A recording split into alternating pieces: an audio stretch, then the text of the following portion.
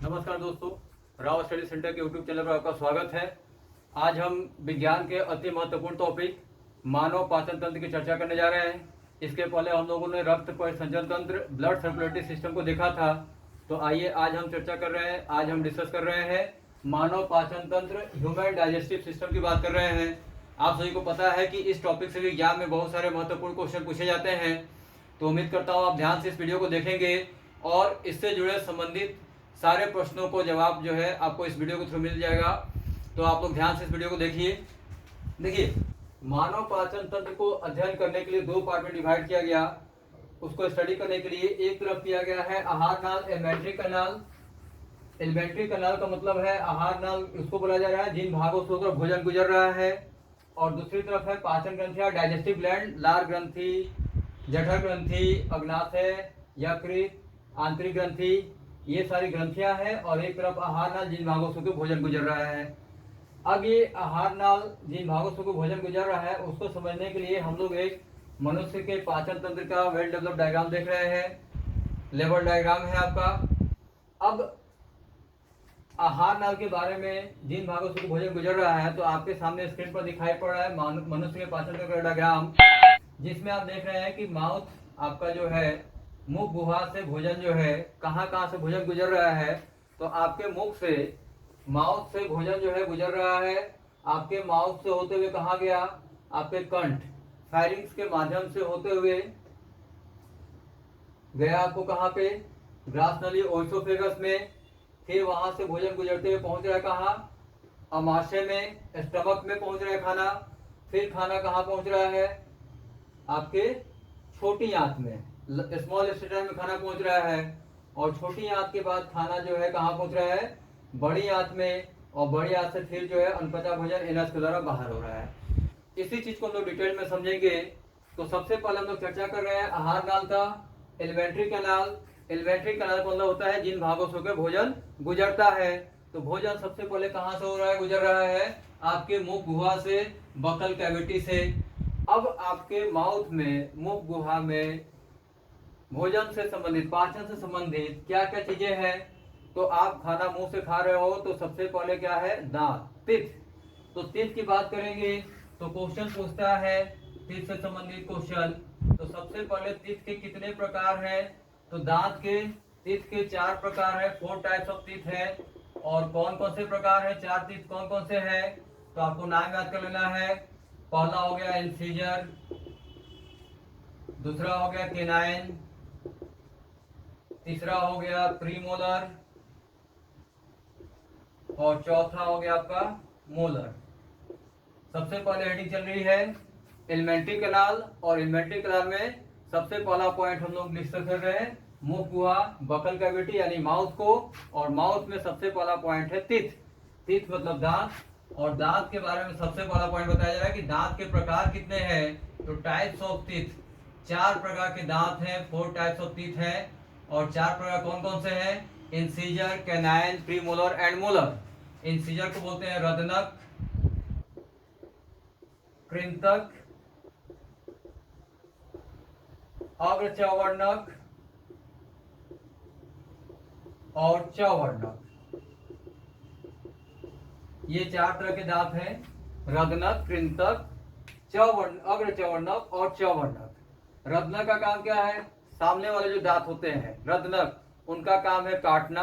जैसे सेब खा रहे हैं तो रदनक से काटते हैं। कृंतक का काम क्या है, तो कृंतक का जो निकले दांत है, शेर वाले दांत जिसको बोलेंगे, मांसाहारी दांत, यानी कि मांस को फाड़ने का काम करते हैं, ठीक है।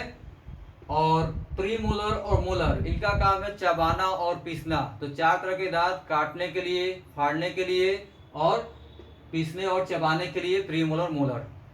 अब इन दांतों की संख्या कितनी है, तो आप सभी को पता है कि दांत कितने होते हैं, 32, 32 दांत होते हैं। लेकिन ये 32 दांत कौन कौन से हैं, तो इनको याद करने के लिए आपको याद करना है डेंटल फॉर्मूला, दांत का फॉर्मूला, डेंटल फॉर्मूला।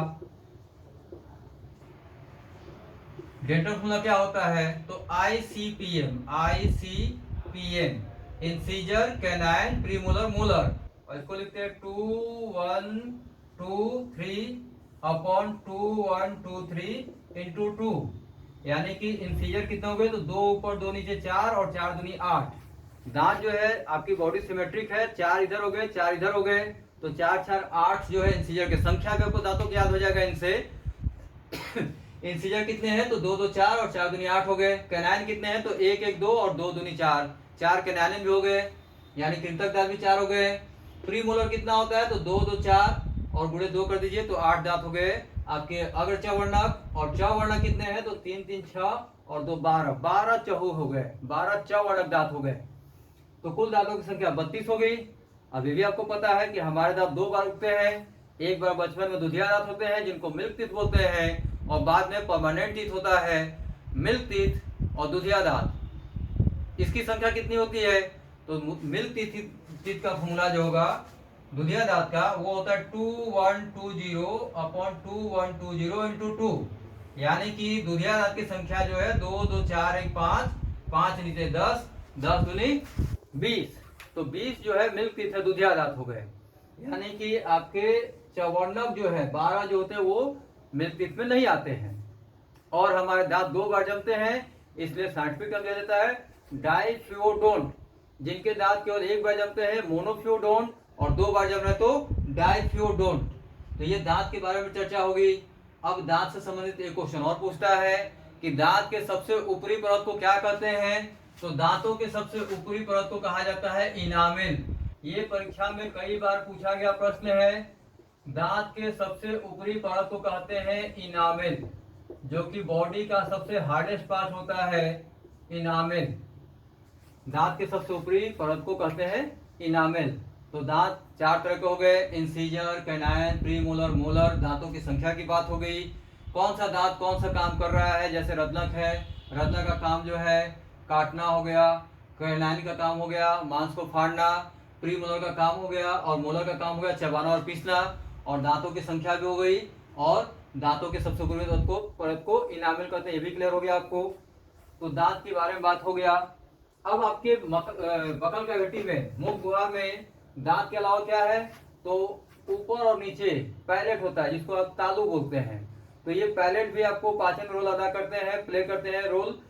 वो दांत वो जो है भोजन को पीसने में काम करते हैं। उसके अलावा आपके टंग, तित का भी रोल पाचन में है। तो तित का काम क्या है, टंग का काम क्या है, जीभ का काम है भोजन को निगलने में मदद करना, और साथ ही साथ आपको स्वाद के बारे में जानकारी देना। तो ये पता है आपको जीभ में कितने प्रकार के स्वाद होते हैं, 4 तरह के। जीभ के द्वारा जो स्वाद प्राप्त किया जाता है वो 4 तरह के हैं। माउथ में टंग, टीथ के बाद अगली हेडिंग है टंग, जीभ। और जीभ जो है इसका काम क्या है, स्वाद ग्रहण करना, भोजन को निगलने में मदद करना। तो इस जीभ में 4 तरह के टेस्ट हैं। सबसे आगे जो है मीठा है। तो क्वेश्चन पूछता है जीभ के अगले भाग से किस का स्वाद मिलता है, तो मीठा का, स्वीट हो गया। फिर उसके बाद मीठा के बाद खट्टा, स्वीट के बाद सावर, फिर नमकीन यानी कि सॉल्टी, और सबसे पिछले वाले भाग से कड़वा, बीटर। तो sweet, sour, salt and bitter, ये सीक्वेंस है। सबसे आगे वाले भाग से जीभ के मीठे का स्वाद पता चलता है, और सबसे पीछे वाले भाग से कड़वे का स्वाद पता चलता है। तो मुंह पूरा के बारे में बात हो गया। आहार नाल में सबसे पहले बात हो रही थी कि भोजन किन भागों से गुजरता है। अब बात करेंगे मुख में कौन सी लार ग्रंथि काम करती है। तो आपके मुख में मौजूद है लार ग्रंथि का नाम है सलाइवरी ग्लैंड।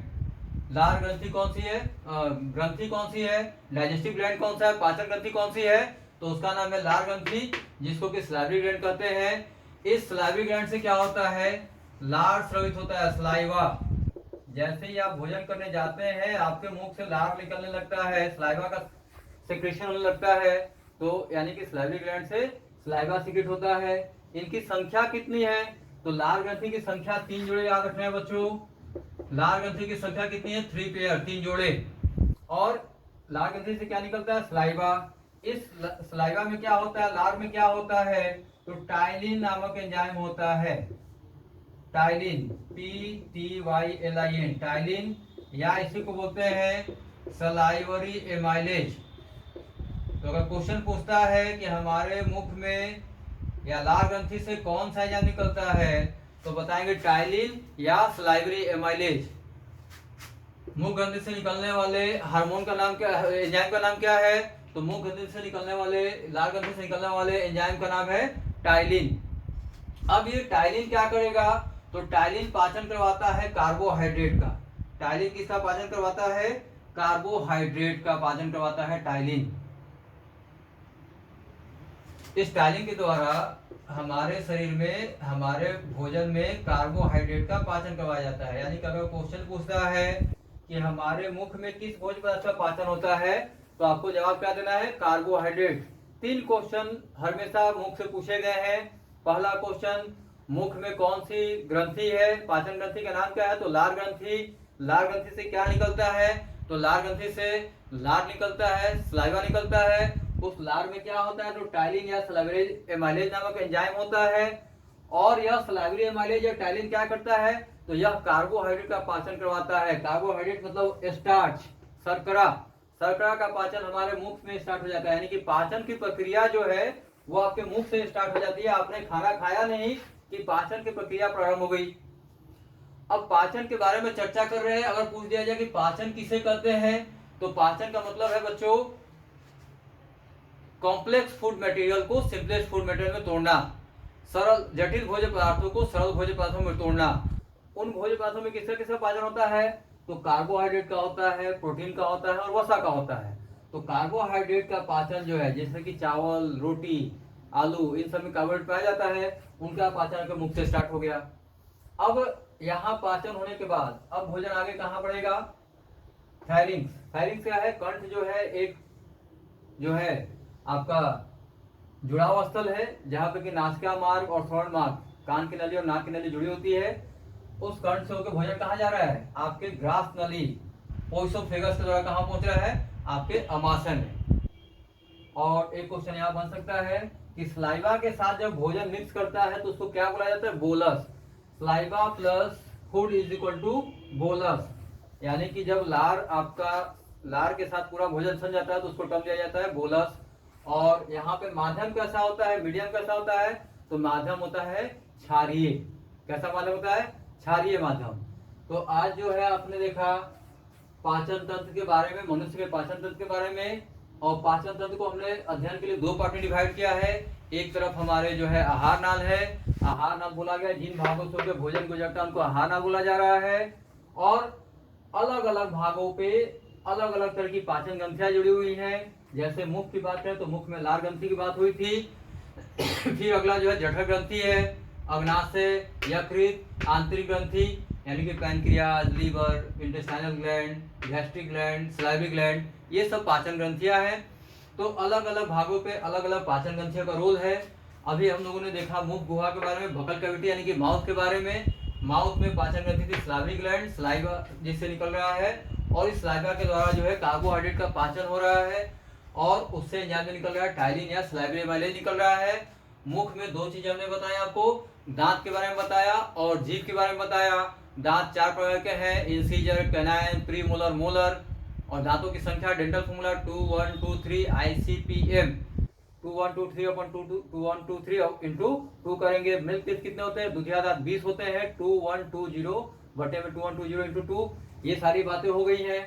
अब हम भोजन को आगे बढ़ रहा है। भोजन आपके कंठ से होते हुए कहाँ गया? ओइसोफेगस, ग्रास नली से होते हुए कहाँ पहुंच गया? स्टमक में। अब आमाशय में भोजन के साथ क्या होता है? तो आमाशय में भोजन जब आता है तो यहाँ भी भोजन के साथ इसको महीन कणों में पीसा जाता है। एक मूवमेंट होता है जिसको बोलते हैं पाइलोरिक मूवमेंट। और ये दीवारें काफी टफ होती हैं। कई लोग ऐसे होते हैं जिनको आदत होती है भोजन को चबाने के बजाय निकलने की। तो जब वो खाना निकल रहे हैं, खाने को महीन कणों में नहीं पीसा जा रहा है, तो वैसे लोगों के लिए क्या है भाई, जब यहाँ पे भोजन आएगा तो इसको खूब महीन कणों में, जैसे चक्की में गेहूं को पीसा जाता है गोल गोल घुमा घुमा के, उसी तरह यहाँ पे भोजन को महीन कणों में खूब पीसा जाता है। जब ये भोजन के कण पीस जाएंगे, छोटे छोटे टुकड़े में टूट जाएंगे, तो अब यहाँ पे जो है कौन सी ग्रंथि है? जठर ग्रंथि, गैस्ट्रिक ग्लैंड। और उस जठर ग्रंथि से निकलती है जठराग्नि, जठर रस। तो जठर रस के बारे में हम अगले क्लास में चर्चा करेंगे। यानी कि अभी आपको जो है इस क्लास हमने माउथ तक पढ़ाया, बकल बकल कैविटी के बारे में चर्चा की गई। अब अगले क्लास में हम लोग देखेंगे कि अमाशय में भोजन के साथ क्या हो रहा था, कैसे डाइजेशन हो रहा है, वहां पे किस एंजाइम का रोल है और भोजन के साथ यहाँ क्या हुआ। फिर अमाशय से आगे बढ़े हम लोग तो देखिए छोटी आंत, most important part of the digestion, ये हम लोग अगले क्लास में चर्चा करेंगे। तो इस अगले क्लास को देखना ना भूले, इस क्लास को रिवाइज कर ले, इस क्लास को देख ले और अगले वीडियो के लिए हमारे चैनल को सब्सक्राइब और लाइक कर दे, ताकि इस तरह के वीडियोज आपको रेगुलर मिले और साइंस की क्लास से हर एक जगह से क्वेश्चन बनेंगे आपके। तब तक के लिए धन्यवाद।